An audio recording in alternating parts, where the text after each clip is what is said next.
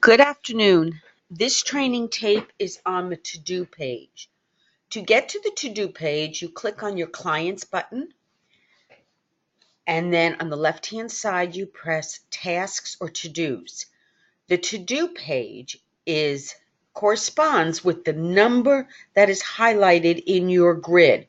So if 1 is highlighted, then the tasks for 1 will be right here in the To-Do page.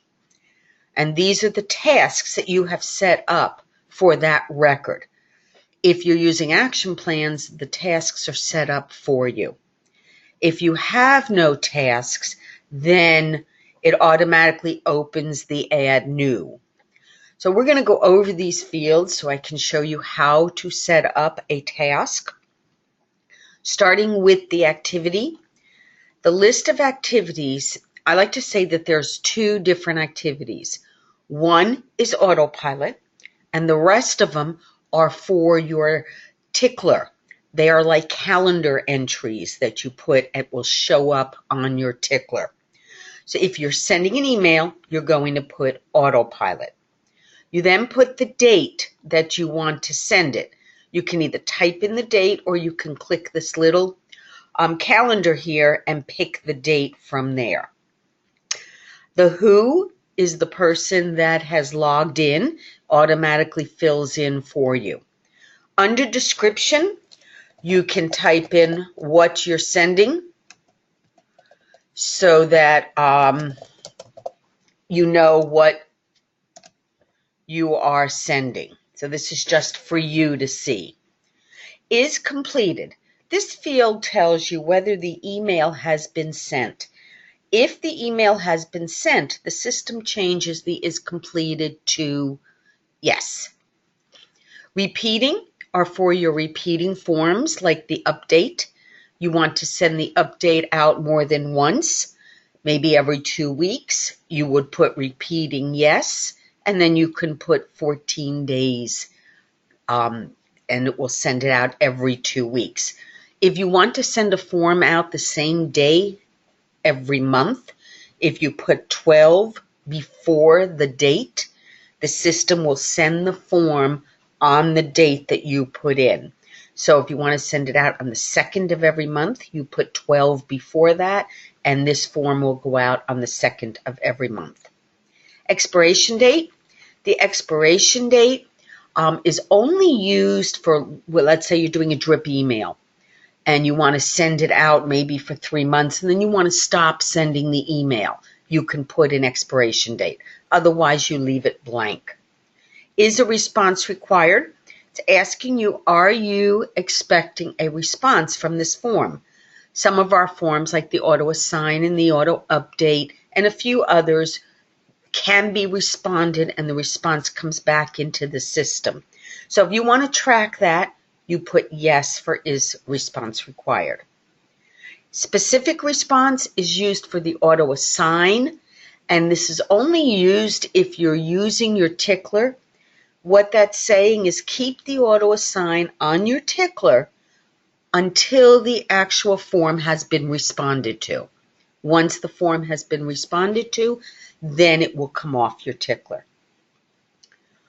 Second column, who you want to send it to, you can just click one of the buttons. You can CC or BCC anyone you want. Email from, you would put, you would leave it blank.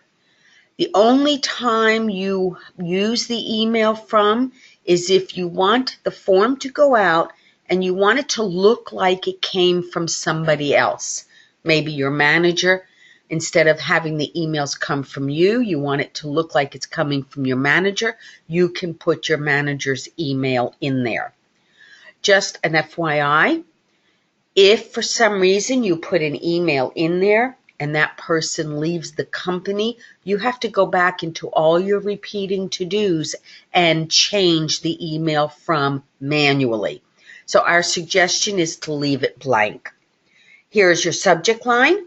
You can put in anything you want on the subject line, and you also can put in a variable. This will only put in if you have something in the subject line. If you have just the variable and nothing in the subject line, what will come on the subject is your company name. So this only works if you have something in the subject line. Email attachment. On the email attachment, if you have uploaded an attachment that you want to send out with this form, you can click here to view. It will give you a list of all the attachments you've uploaded, and you can just highlight it and drag it over to that field, and it will send that out as an attachment. AutoPilot, you must put a form. It will show up with your favorites. So if the form you want to send is not in your favorites, you can always add them to the favorites through the form screen. So these are the forms that you can send out. Last one is body of letter. If you have a body of letter that you have put in or uploaded and you want to put it onto the form, then you can click the drop down and pick the body of letter that you want to insert onto the form. When you're done, you then press Add New Record, and this form will be sent out on the date that you have put in. Now, on the other hand, if you want to put a reminder on your tickler report, that's when you would use some of the other activities. So let's say you wanted to be reminded to call. You put in the date you want to see it on your tickler report, and then in the description is what you'd put as the reminder. Call agent. And that's all you need is those couple of fields. Press Add New Record, and on the 2nd, well, it should be January 2nd, on the 2nd, there we go, then this reminder will go onto your tickler report. Also with the to-dos, if you're looking at your autopilots and you have an autopilot that you do not want to send out that day, and let's say it goes on hold and you want to put the autopilot, maybe the update, on hold for 2 weeks, you always can come back into the to-dos and you can click on the pencil and change the date that that autopilot will go out. Also, if you want to resend a form, if you go into the to-dos and click on the pencil of that form, you can change the is completed to no, because the system changes it to yes once it gets sent out. If you want to resend it, you come back in, change it to no, and update the record, and then it will appear on your autopilot again so that you can resend it out. So I hope this has been helpful. If you have any questions, you can contact one of the ReloSpec people, and we'll be glad to help you.